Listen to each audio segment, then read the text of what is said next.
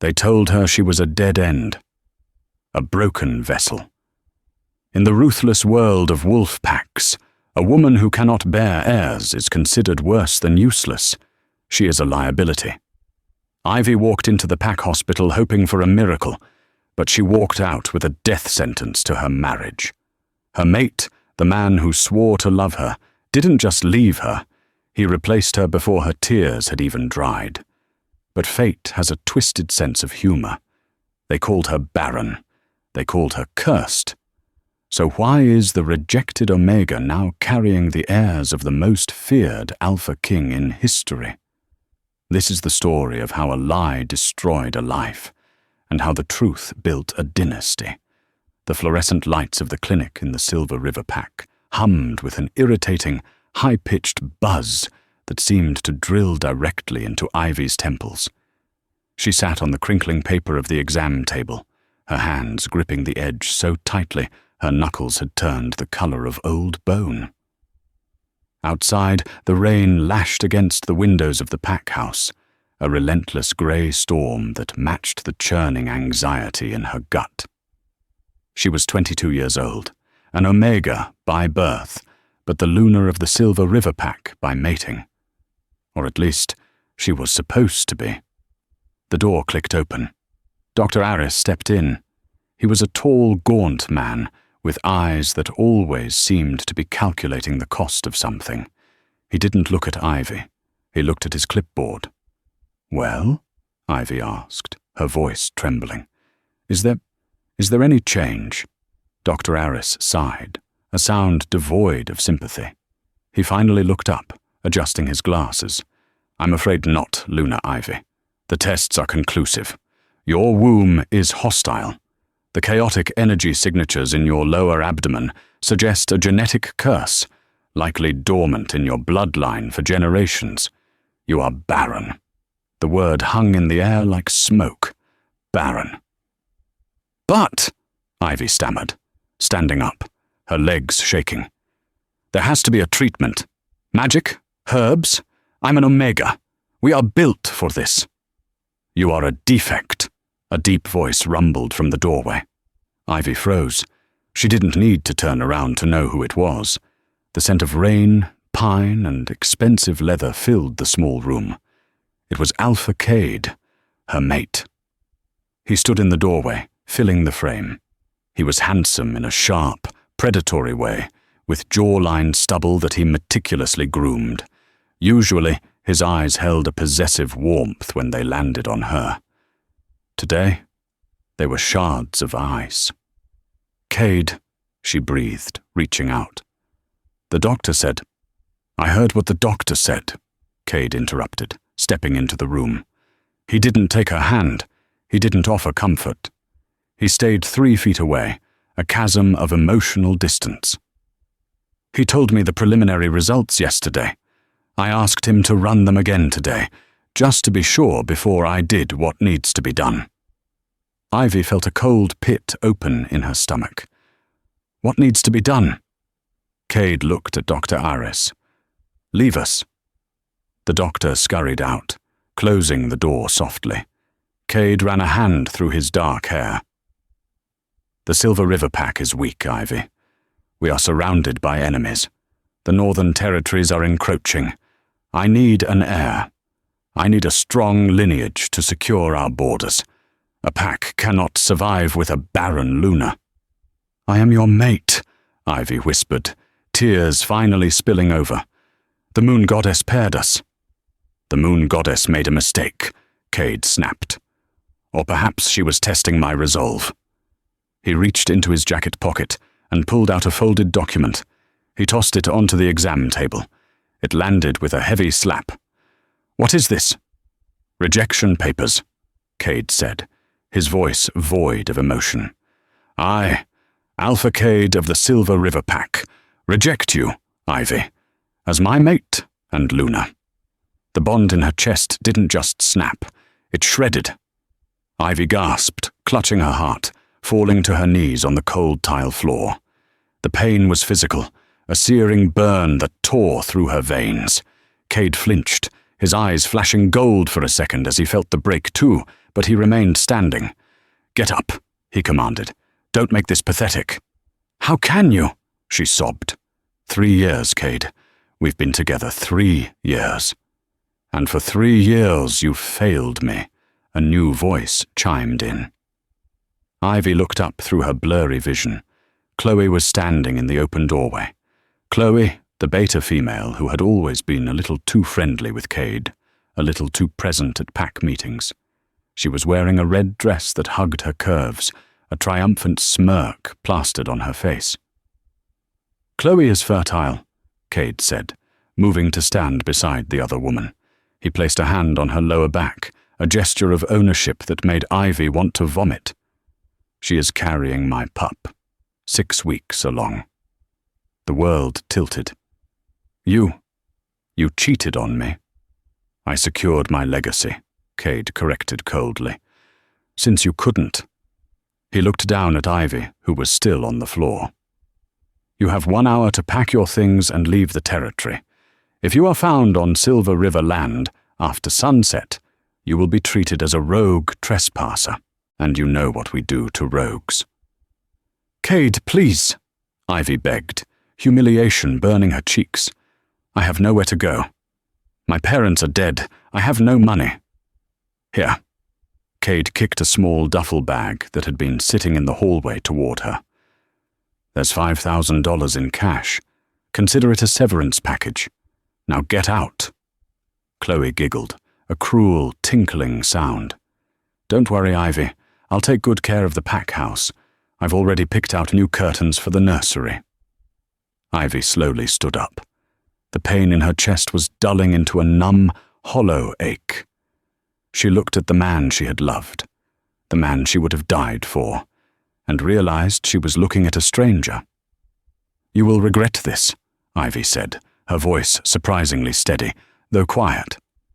"Not because of me, but because you traded loyalty for convenience." "I traded a dead end for a future," Cade scoffed. "Get out."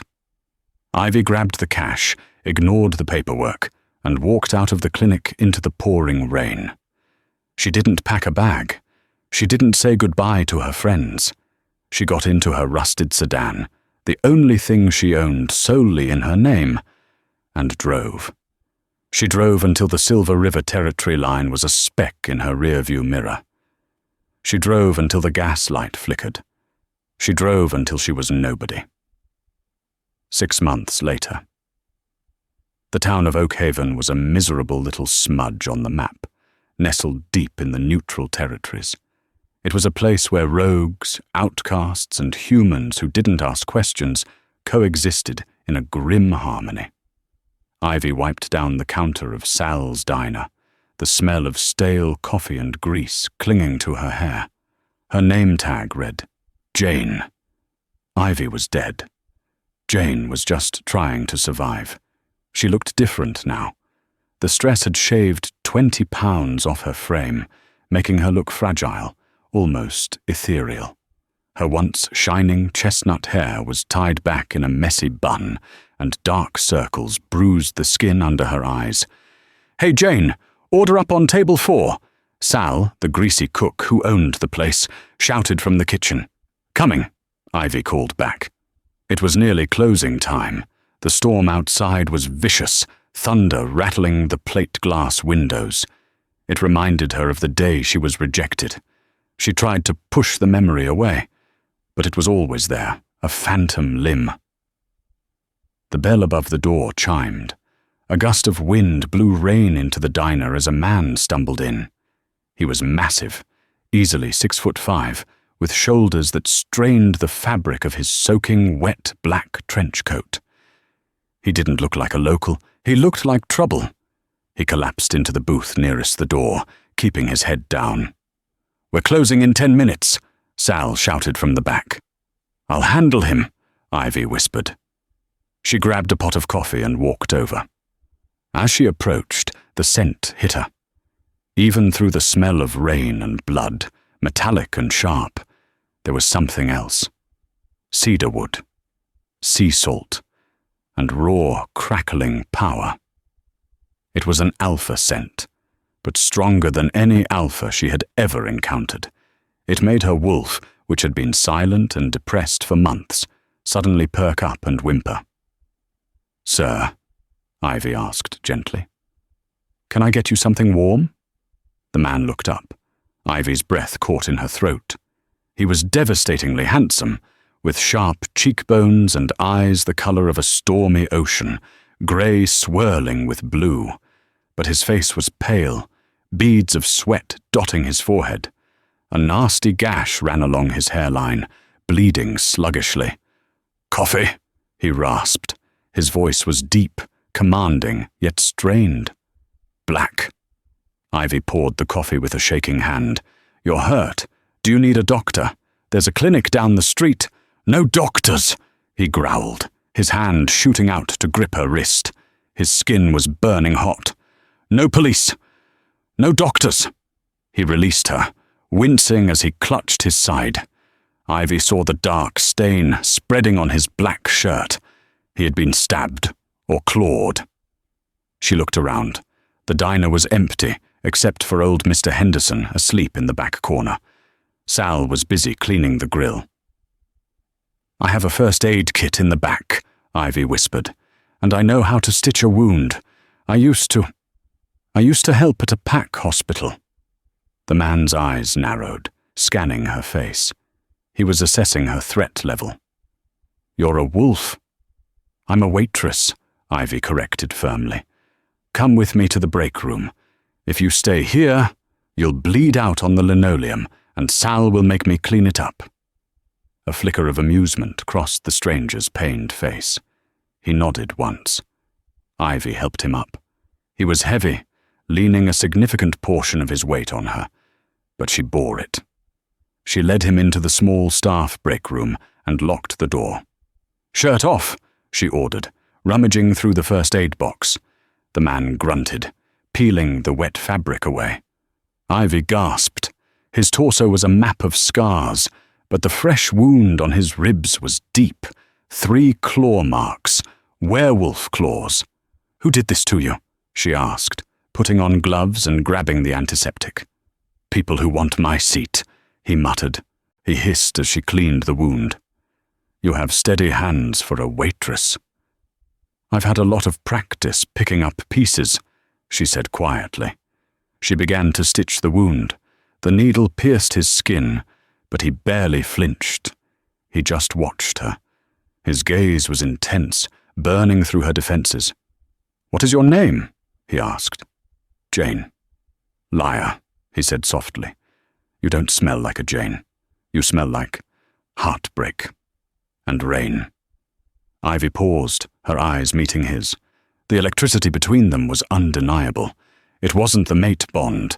That had been severed. But it was something magnetic, a primal recognition. 2 broken souls in a small room. "I'm Ivy," she whispered. "Silas," he replied. He didn't give a rank. He didn't give a pack name. Just Silas. By the time she finished bandaging him, the storm outside had killed the power. The break room plunged into darkness. "I should go," Silas said, though he didn't move. "You can't walk," Ivy argued. "The storm is too bad, and you've lost blood." "If I stay..." Silas leaned closer, his face inches from hers in the dark. The scent of him was overwhelming now, wrapping around her senses like a warm blanket. Her heat, which had been irregular since the rejection, suddenly flared with a vengeance. Her body betrayed her, arching slightly toward him. Silas inhaled sharply. He smelled it too, her arousal, her need. "I have no mate," Ivy whispered, the words tumbling out before she could stop them. "He rejected me." "Then he was a fool," Silas growled. His hand came up to cup her cheek, his thumb tracing her lower lip. "A blind, idiot, fool." He kissed her. It wasn't gentle. It was a collision of need and adrenaline. Ivy melted into him, forgetting the Barren curse, forgetting Cade, forgetting the poverty and the loneliness. For the first time in 6 months, she felt alive. That night, On the narrow cot in the break room of a rundown diner, Ivy gave herself to the stranger. She told herself it was just for one night to feel wanted again. She didn't know he was the Alpha King. She didn't know he was being hunted by the same faction that had bribed Dr. Aris, and she certainly didn't know that Dr. Aris's diagnosis was a lie. When Ivy woke the next morning, the cot was cold beside her. She sat up, clutching the thin blanket to her chest, her heart hammering a frantic rhythm against her ribs. The break room was empty. The storm had passed, leaving behind a pale, watery sunlight that filtered through the high windows. "Silas," she whispered, though she knew he wouldn't answer. He was gone. Of course he was gone. Men like that, men made of danger and shadows, didn't stay for breakfast with waitresses named Jane. On the small, rickety table beside the cot, there was a stack of cash. $50 bills. $5,000. It was exactly the amount Cade had thrown at her when he kicked her out. The irony tasted like ash in her mouth. Beneath the money was a small, heavy object wrapped in a napkin. Ivy unwrapped it. It was a ring. Not a wedding band, but a signet ring made of heavy silver, engraved with a symbol she didn't recognize, a wolf howling at a moon that was cracked down the middle. It radiated a faint, warm energy. There was no note. Just the money and the ring. Payment, she realized with a pang of hurt. He thought she was a desperate woman who needed charity. "I suppose I am," she murmured to herself, pocketing the cash and the ring. She would need the money. 2 months later, the smell of Sal's frying bacon sent Ivy sprinting to the bathroom for the 3rd time that morning. "You okay, Jane?" Sal hollered through the door. "You've been looking green for a week. I can't have you puking on the customers." "I'm fine, Sal. Just a stomach bug," Ivy lied, splashing cold water on her face. But deep down, she knew it wasn't a bug. She was an Omega. She knew her body's cycles. Her heat hadn't returned since that night with Silas. She was late. Impossible, she told herself, as she stared at her pale reflection in the dirty mirror. Dr. Orris said I was barren, hostile womb, genetic curse. Still, the nausea persisted. That afternoon, she took an early break and drove 2 towns over to a human urgent care clinic. She couldn't risk going to a pack doctor. If word got out that a rogue Omega was pregnant, she would be hunted. Pack laws regarding rogue offspring were barbaric. The human doctor, an elderly woman named Dr. Evans, hummed as she moved the ultrasound wand over Ivy's stomach. Ivy stared at the ceiling, counting the tiles, waiting for the confirmation that she had a tumor or a cyst. "Well," Dr. Evans said, her voice warm, "there's your problem, dear." Is it bad?" Ivy gripped the sides of the bed. "Not unless you consider 2 healthy babies bad," Dr. Evans chuckled. Ivy sat up so fast she grew dizzy. "What?" "Look here." Dr. Evans pointed to the grainy black and white screen. "Sac A and Sac B. 2 strong heartbeats. You're having twins, honey. About 10 weeks along, I'd say." The room spun. Twins. Ivy looked at the screen, tears blurring her vision. She saw the 2 tiny flickers of light, pulsing rhythmically. Whoosh, whoosh, whoosh, whoosh. "But I was told I couldn't," Ivy whispered, her hand trembling as she touched her stomach. "I was told I was broken." "Doctors make mistakes," Dr. Evans shrugged. "But those babies are very real. And they are strong. I've never seen heartbeats this vigorous this early on." Ivy walked out of the clinic in a daze. She sat in her car in the parking lot and screamed. She screamed for the joy that exploded in her chest, a fierce, protective love that took root instantly. But she also screamed in rage. Dr. Aris had lied. There was no curse. There was no hostile womb. Cade had discarded her based on a fabrication. Had he known? Had he paid the doctor to lie so he could marry Chloe without guilt? Or was Dr. Aris working for someone else? It didn't matter. What mattered was that she was carrying twins. And not just any twins. These were the children of Silas, the stranger with the ocean eyes and the power of a storm. If Cade found out, he would kill them. He would see them as proof of her infidelity, even though they were conceived after the rejection. Or worse, he would see them as threats to his own legacy with Chloe. And if the father, Silas, found out? He was a dangerous man on the run. He had left her cash and vanished. He clearly didn't want attachments. Ivy looked at her reflection in the rearview mirror. Her eyes, once soft and submissive, hardened into steel. "You are not Ivy the rejected Luna anymore," she told herself. "And you are not Jane the waitress." She started the car. She had $5,000 from Silas and her tips. It was enough to run. She had to disappear completely. She had to go where no wolves went.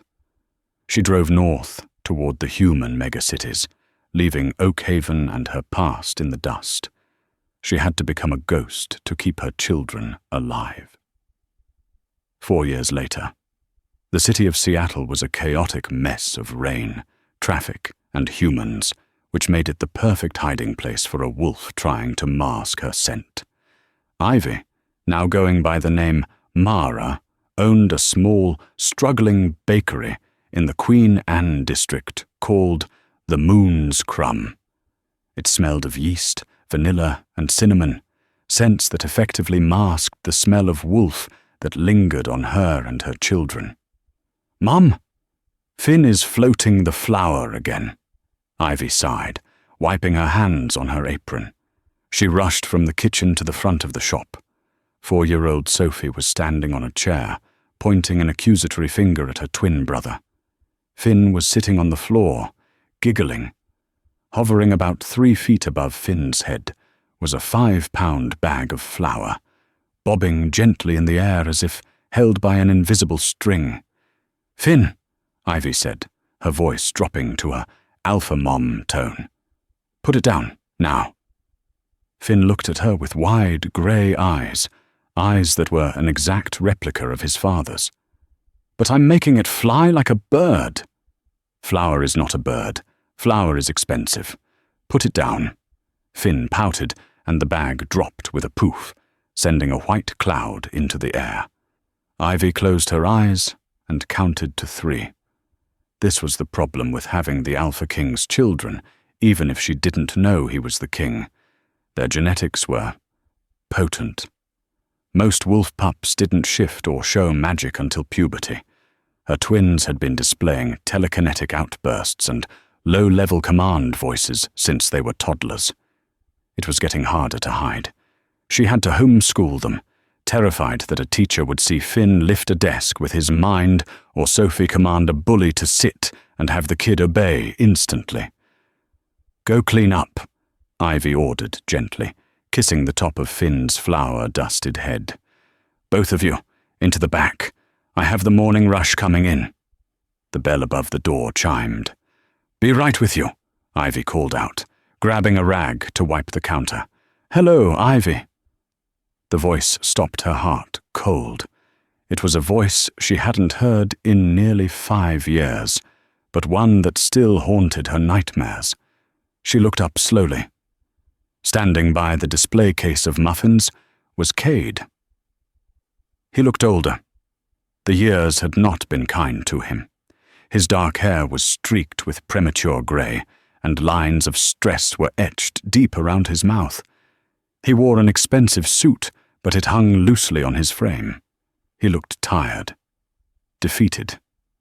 But his eyes were locked on her with a hunger that made her skin crawl. "Cade," she breathed. Her first instinct was to shift and rip his throat out. Her second was to run. She did neither. She stood her ground. "Get out of my shop." It took me 2 years to find you, Cade said, ignoring her command. He walked closer, inhaling deeply. You smell different, stronger, but still like rain. I'm not your mate, Ivy said, her hand reaching under the counter for the rolling pin she kept there for security. You rejected me, remember? I made a mistake, Cade said, his voice cracking. He reached the counter and leaned over it.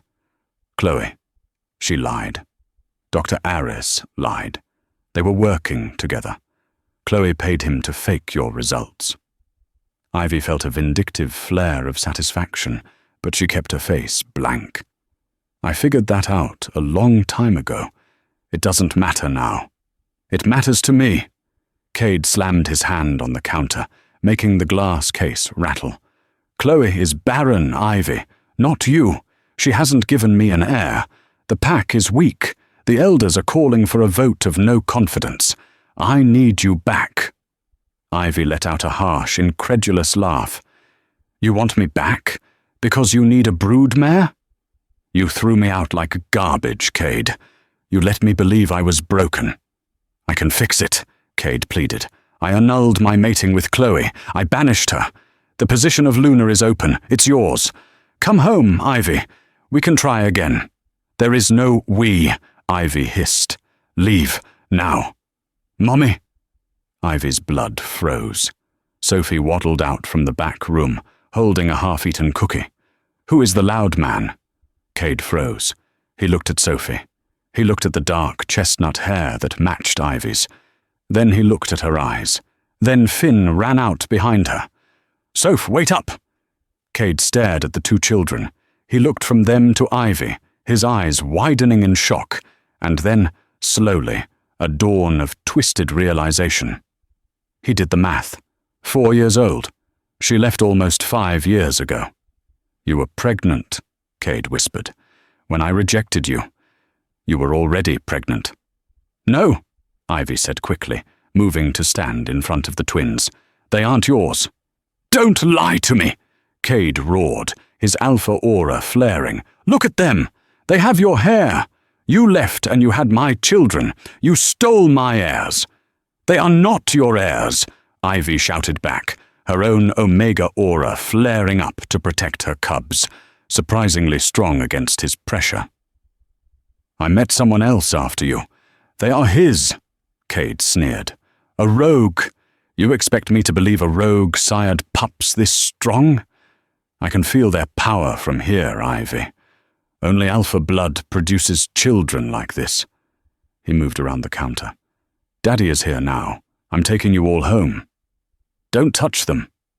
Ivy swung the rolling pin, but Cade caught it easily with one hand. He yanked it away and tossed it across the room. He grabbed Ivy's arm, his grip bruising. You belong to the Silver River Pack, and so do they. Let go of her, Finn screamed.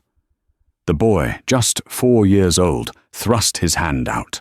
A blast of pure, raw kinetic energy slammed into Cade's chest. It was stronger than anything a pup should be capable of. Cade was lifted off his feet and thrown backward, crashing into a table and shattering it. Cade groaned, rolling over amidst the splintered wood. He looked up at Finn, blood trickling from his lip. But instead of anger, his face was filled with awe. By the moon, Cade whispered, staggering to his feet. He's magnificent. He's the strongest alpha born to our line in a century. Cade wiped the blood from his mouth and smiled, a terrifying manic smile. You will definitely be coming with me, if I have to drag you by your hair. He lunged. Suddenly, the front window of the bakery shattered inward. A figure clad in black tactical gear crashed through the glass, landing in a crouch between Ivy and Cade. 2 more figures followed, weapons drawn. Not guns, but crossbows loaded with silver-tipped bolts. The lead figure stood up. He was massive, radiating a power that made Cade's aura feel like a candle next to a forest fire. Cade froze, his instincts screaming at him to submit. Who are you? The man turned his head slightly. Ivy couldn't see his face behind the tactical mask, but she saw his eyes, stormy grey, swirling with blue. "You are touching what belongs to me," the man growled, his voice vibrating through the floorboards. He reached up and pulled off the mask. It was Silas, but he wasn't the wounded drifter in a trench coat anymore. He was clean-shaven, commanding, and terrifying. "Hello, Ivy," Silas said, not looking at her, his eyes fixed lethally on Cade. "Sorry I'm late. Traffic was murder." The air in the bakery grew heavy, charged with enough static electricity to make the hair on Ivy's arms stand straight up. The silence that followed Silas's entrance was absolute, broken only by the crunch of glass beneath his heavy combat boots as he straightened to his full height. Cade, who had been moments away from snatching the children, took a stumbling step back. His survival instincts, honed by years of pack politics, were screaming at him to run. He was an alpha, a leader of men, but the man standing before him was something else entirely. He was an apex predator. "You," Cade stammered, his eyes darting from Silas to the armed soldiers flanking him. "You're the rogue king, the ghost of the North." Silas didn't even blink. He didn't look at Cade. His gaze shifted briefly to Ivy, checking for injuries, then to the twins, who were staring at him with wide, curious eyes. Seeing they were unharmed, his attention snapped back to Cade like a steel trap. "I have many titles," Silas said, his voice a low, vibrating rumble that shook the display cases. "But to you, I am simply the executioner." "This is Silver River business," Cade shouted, trying to muster some authority, though his voice cracked. "That woman is my rejected mate. Those children are my heirs. You have no right to interfere." Silas tilted his head. "Heirs?" He took a step forward. Cade growled, a low, defensive sound, but it was cut short as Silas moved. He was a blur of motion, faster than any shifter Ivy had ever seen. In a heartbeat, he had crossed the distance. His hand, clad in a black tactical glove, wrapped around Cade's throat. Silas lifted Cade off the ground as if he weighed nothing more than a bag of feathers. Cade clawed at the hand, crushing his windpipe, his legs kicking uselessly in the air. "Let's clarify something," Silas said, his tone conversational, terrifyingly calm. "You rejected her. You cast her out into a storm to die. You forfeited your rights to her, and to anything that came from her, the moment you signed that paper." Silas leaned in close, his grey eyes flashing with a lethal blue light. "And as for the children, if you ever claim them again, I will rip your tongue out of your head. They are mine," Cade choked out, his face turning purple. "Are they?" Silas looked at Finn, who was still standing defensively in front of Ivy.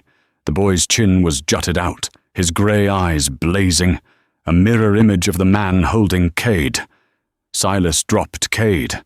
The Silver River Alpha crumpled to the floor, gasping for air, clutching his throat. "Get him out of here," Silas commanded the two soldiers behind him. "Do not kill him, not yet. Throw him in the alley for the police. We leave. Now." "Wait." Ivy stepped forward, her heart pounding. She still held the twins behind her, her body a shield. "I'm not going anywhere with you. You left me too." Silas turned to her. The mask of the ruthless king slipped for a fraction of a second, revealing a depth of pain and longing that took Ivy's breath away. "I didn't leave you, Ivy," he said softly. "I went to war to make the world safe enough for me to come back for you. But I see I was too slow." He looked at the shattered window, then at the gathering crowd of humans outside, pointing phones at them. "We cannot stay here. Cade has exposed you. The High Council will know about the children within the hour. If you stay, they will take them." Ivy felt the blood drain from her face. The High Council, the governing body of all werewolf packs, old, traditional, and ruthless. They hated rogue blood. They would view her children as abominations to be studied or destroyed. "Where?" Ivy asked, her voice trembling. "With me." Silas extended a hand. It was the same hand that had just choked an alpha, but now it was open, palm up. "I have a stronghold, the Obsidian Spire. It is the only place on the west coast they cannot touch." "Mum?" Sophie tugged on Ivy's pant leg. "I like the big man. He smells like rain." Ivy looked at her daughter, then at the destruction of her bakery, the life she had built from scratch, now in ruins. She realized she had no choice. Cade knew where she was. The council would be coming. She took Silas's hand. "Don't make me regret this," she warned him. "I intend to spend the rest of my life making sure you don't," Silas vowed. He spoke into a small microphone on his collar. "Package secure. Initiate extraction. Alpha 1 is bringing the family home." He scooped up Finn in one arm and Sophie in the other. The children didn't protest. They settled into his hold as if they belonged there. Ivy grabbed her purse and followed him out the back door, leaving the wreckage of her past behind for the second time. The Obsidian Spire was not just a building, it was a fortress disguised as a skyscraper. Piercing the Seattle skyline, the top 10 floors belonged to Silas and his inner circle, the Blackwood Pack, a paramilitary organization of rogues and exiles that had grown powerful enough to rival the traditional council. The elevator ride to the penthouse was silent.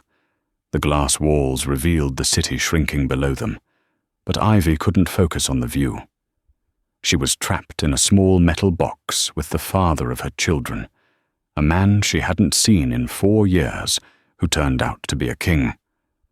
When the doors opened, they stepped into a sprawling living space of polished concrete, dark wood, and floor-to-ceiling glass. It screamed money and power. Silas set the twins down. They immediately ran toward the window, pressing their hands against the glass, gasping at the height. "Wow, Mom, look! The cars look like ants," Finn shouted. Silas watched them, a strange expression on his face, like a man seeing the sun after years in a cave. Then he turned to Ivy. "I had rooms prepared," he said, his voice stiff, "for you and for guests. You will be safe here. The windows are bulletproof. The perimeter is patrolled by lichen guards." "Lichen?" Ivy's head snapped up. "You have lichens." "I am a lichen," Silas admitted quietly. Ivy stumbled back, hitting the back of a leather sofa. Lichens were the royalty of the species, bigger, stronger, ancient, and rare. "But you were hurt that night at the diner. You were bleeding." "Silver nitrate laced with wolfsbane," Silas explained, unbuttoning his tactical vest and tossing it onto a chair. Underneath, he wore a black T-shirt that clung to his chest. "It slows my healing. I was ambushed by council assassins. That night, I was dying, Ivy, until you stitched me up." "Why didn't you tell me?" Ivy demanded, tears stinging her eyes. "Why did you leave me with nothing but cash and a ring?" "Because I was being hunted," Silas roared, the frustration finally breaking through. He paced the room, his energy agitated. "If I had stayed, they would have killed you to get to me. I had to draw them away.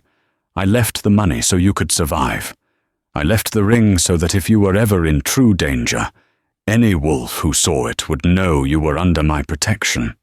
I pawned the ring," Ivy said flatly. Silas stopped pacing. He looked at her, stunned. You what?" "I pawned it. To pay for the hospital bill when I gave birth to your children." She spat the words at him. "Do you have any idea what it's like? To be a rejected Omega, hiding in human cities, raising 2 magical toddlers alone?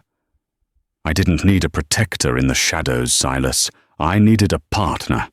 Silas looked stricken. He looked at the twins, who were now chasing each other around a grand piano. "I didn't know," he whispered. "I swear to you, Ivy, I didn't know you were pregnant. If I had known—" He clenched his fists so hard, his knuckles turned white. "I would have burned the world down to get to you sooner." He walked over to where the twins were playing. He knelt on one knee, bringing himself to their eye level. "Finn, Sophie," he said gently. The twins stopped and looked at him. They didn't seem afraid. The biological pull was too strong. "Can you do something for me?" Silas asked. "Can you show me what you did in the bakery, with the energy?" Finn giggled. "Mum says no magic inside." Silas looked up at Ivy, a silent question. Ivy sighed, crossing her arms. "Just this once, and nothing breakable." Finn scrunched up his nose. A heavy crystal vase on the coffee table lifted into the air, spinning slowly. Sophie clapped her hands, and the water inside the vase began to dance, forming little shapes of wolves. Silas watched, mesmerized. He reached out, not to touch the magic, but to touch Finn's shoulder. "Telekinesis," Silas murmured. "And elemental control." He looked at Ivy. "My grandfather had telekinesis. It skips generations. It is a mark of the Lycan royal line." He stood up, his face solemn. "There is no doubt. They are mine." "They are ours," Ivy corrected him sharply. "I raised them." "Yes," Silas agreed. "But their blood. Ivy, this is dangerous. More dangerous than you know." He walked over to a wet bar and poured a glass of amber liquid, downing it in one shot. "The council didn't just want me dead because I was a rogue. They wanted me dead because I am the last of the true bloodline. The Alpha King isn't an elected position, Ivy. It's genetic. I am the rightful king of all packs." He turned to face her. "And now Finn is the crown prince, and Sophie is the princess." Ivy felt the room spin. No, I don't want that life for them. I don't want them in politics and wars." "It is not a choice," Silas said grimly. "It is biology. Cade knows.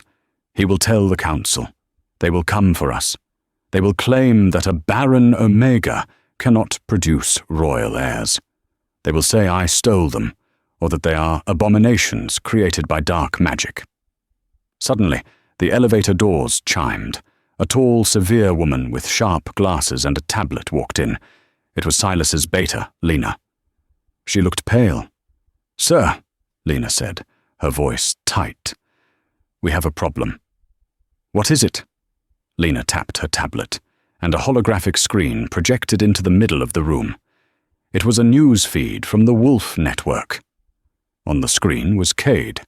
He was bruised, his neck bandaged, standing at a podium with the crest of the High Council behind him. "I come before you with a heavy heart," Cade was saying to the cameras. "The rogue terrorist known as Silas has kidnapped my former mate and 2 children from the Silver River territory. But worse, we have evidence that these children are not natural. They are the result of illicit genetic tampering. We believe Silas is building a weaponized army of children. I call upon the High Council to authorize a full military strike on the Obsidian Spire to rescue the hostages." Ivy gasped, her hand covering her mouth. "He's lying. He's twisting everything." Silas stared at the screen, his expression turning to stone. "He is declaring war," Silas said calmly. "He wants to turn the entire werewolf population against us before the truth of my lineage comes out." Silas turned to Ivy. The conflict was gone from his eyes, replaced by the cold, hard resolve of a general. "You wanted a partner, Ivy?" He walked to a wall panel and pressed his palm against it. The wall slid open, revealing a terrifying arsenal of weapons and tactical gear. "Welcome to the war," Silas said. "We aren't hiding anymore.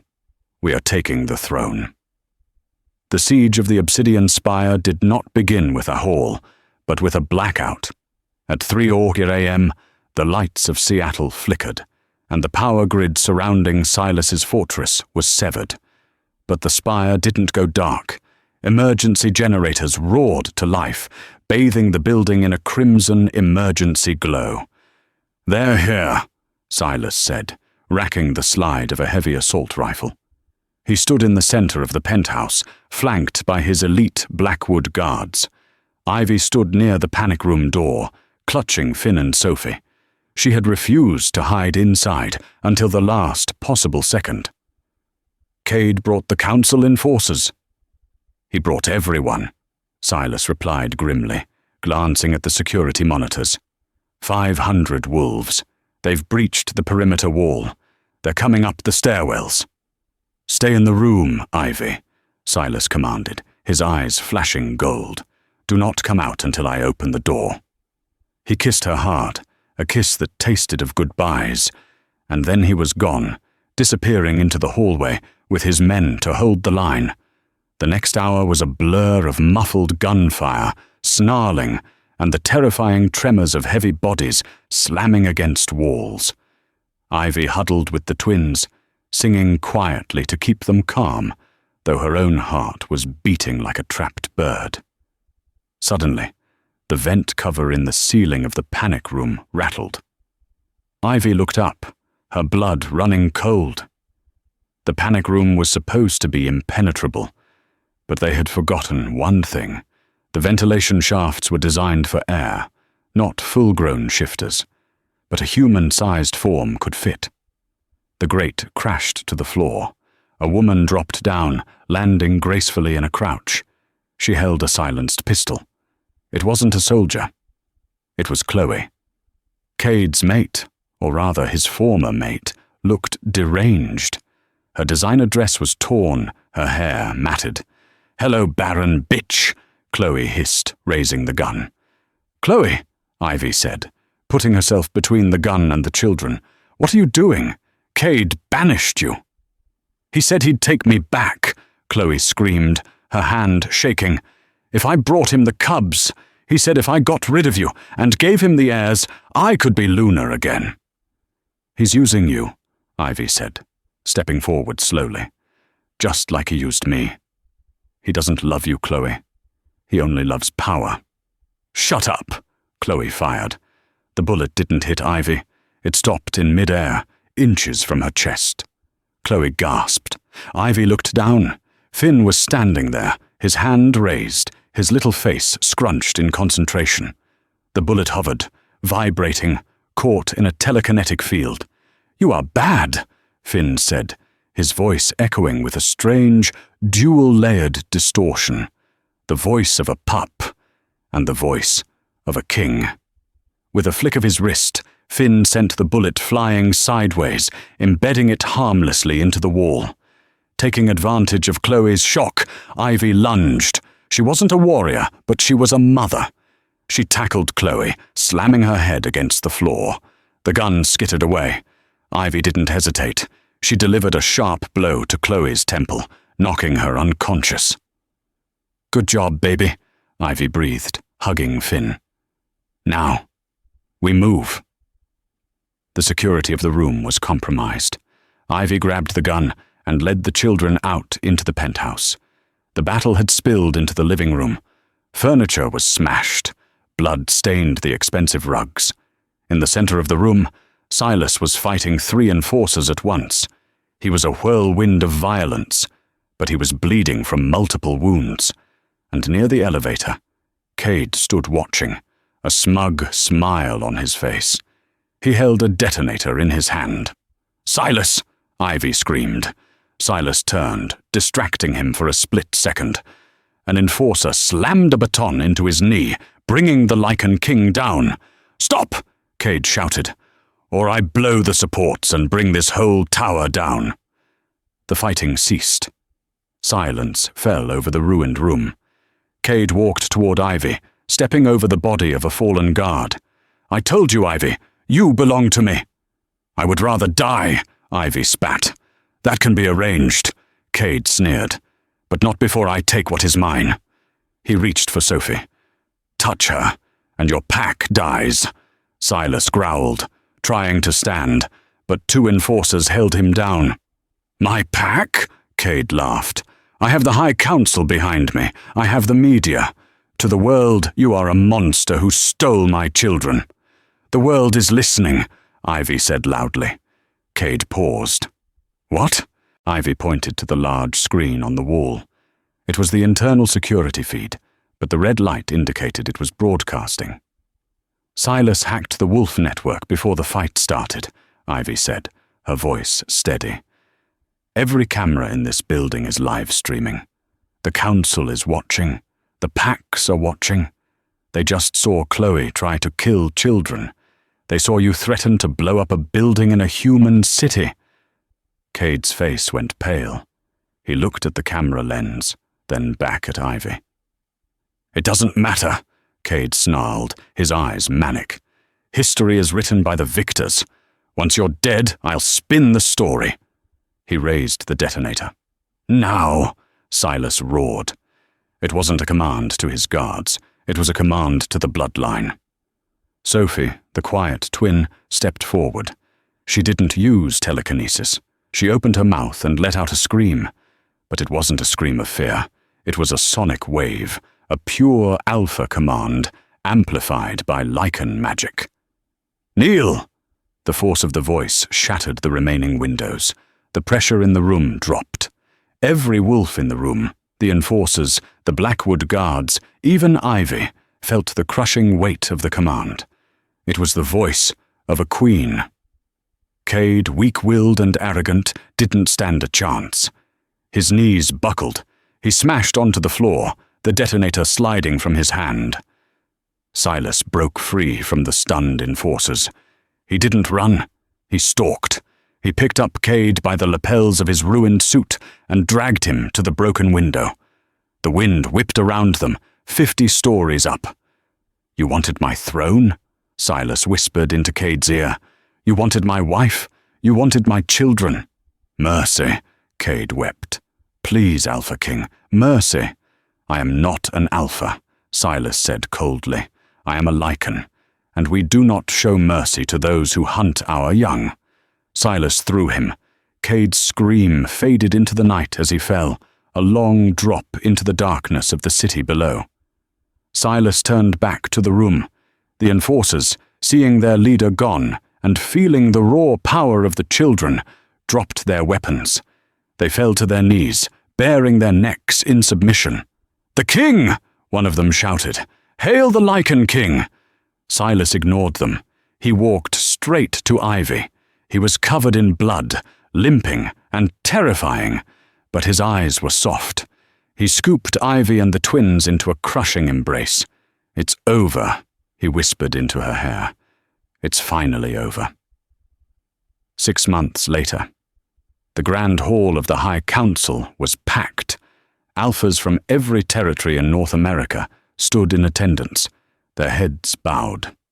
Ivy stood on the dais, wearing a gown of midnight blue silk. She looked out at the crowd, no longer the rejected Omega, no longer the waitress named Jane. She was the Lichen Queen. Beside her, Silas sat on the obsidian throne, his hand resting firmly on hers, and playing at their feet were Finn and Sophie. The council elders watched them with a mixture of fear and reverence. The Barren curse had been exposed for what it was, a poison administered by Dr. Eris, who was now serving a life sentence in the silver mines.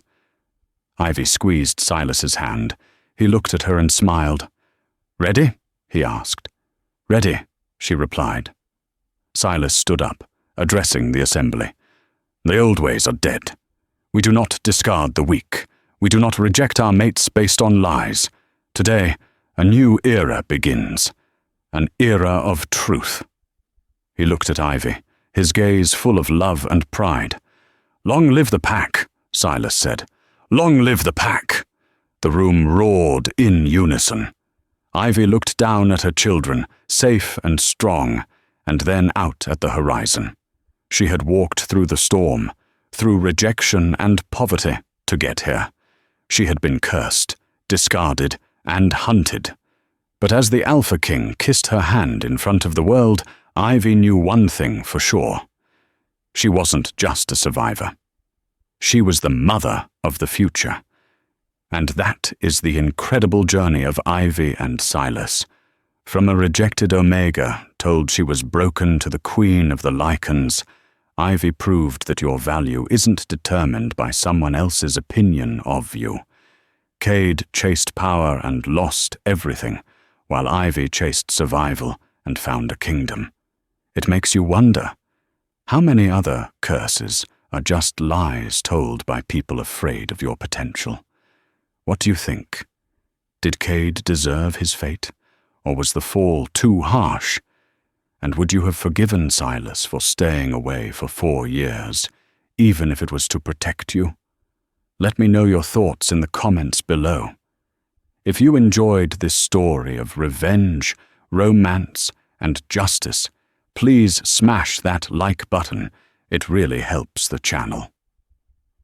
Don't forget to share this video with your fellow werewolf romance fans, and hit subscribe with the notification bell on so you never miss the next dramatic saga. Until next time.